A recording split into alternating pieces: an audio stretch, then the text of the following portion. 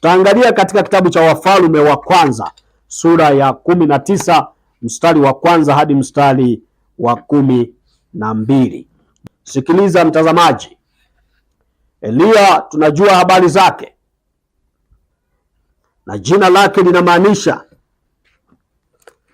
Yehova ndiye Mungu. Yaani alikuwa akitembea, jina lake linasema Yehova ndiye Mungu. Walikuwa wakimtazama wale Wayahudi, kwa kuwa wanajua tafsiri za majina yao, walikuwa wanapata ujumbe ya kwamba Yehova ndiye Mungu. Ilifika wakati walikuwa na mabishano, Mungu wa kweli ni yupi? Ndipo ikajulikana Mungu wa kweli ni Mungu wa Eliya.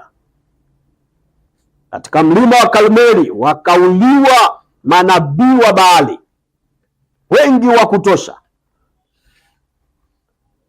Walipouliwa ndipo hasira ilipowaka.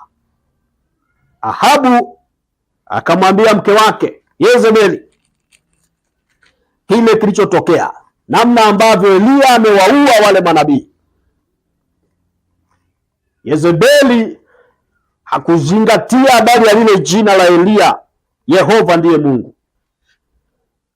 Hakuzingatia hilo, akatuma ujumbe wa kumtisha, akamwambia, kesho panapo majira kama haya, basi miungu wanitende vibaya kama nitakuwa bado sijaitoa roho yako.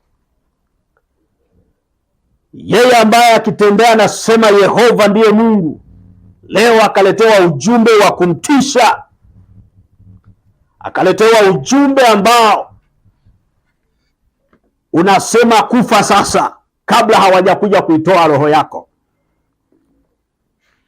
Akaletewa ujumbe ambao unamwambia, hivi wewe ni nani katika dunia hii? Huyu anayekuletea taarifa ni mtu mkubwa sana kwenye mamlaka ya ulimwengu wa giza na ya mwilini. Na muda ule Eliya akawa yuko peke yake. Waisraeli wote wamechafukwa, wamejichanganya kwenye miungu ya Foinike. Maana Ahabu aliruhusu miungu ya Foinike ikawa inaabudiwa.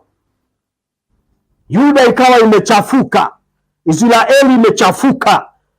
Hawana habari tena na Mungu wao wa kweli. Wamesahau yale matendo yote makubwa ya Mungu ambayo yalikuwa yametendwa tangu anawatoa Misri. Walikuwa wamesahau yale matendo. Israeli wote wakawa wamejichanganya kwenye dhambi. Kwa hiyo Eliya alikuwa amebaki peke yake.